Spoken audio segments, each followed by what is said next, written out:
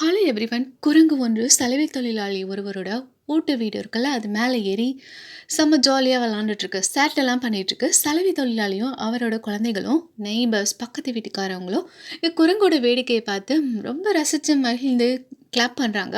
குழந்தைங்க சொல்லவே வேண்டாம், செம்ம குதூகலமாக அப்படியே மகிழ்ச்சியில் ஆய் ஓய் அப்படின்னு ஆரவாரமாக சத்தம் போட்டுட்ருக்காங்க.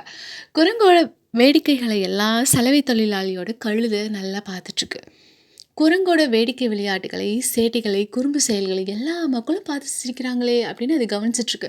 கழுதையும் நம்ம ஏன் இந்த குரங்க போல வேடிக்கை செஞ்சு மக்களெல்லாம் சிரிக்க வைக்கக்கூடாதுன்னு நினச்சி ரொம்ப கஷ்டப்பட்டு ஓட்டு மேலே ஏறி குதிச்சுக்கிட்டோம் ஆடிக்கிட்டோம் பள்ளமாக அப்படியே கத்துது.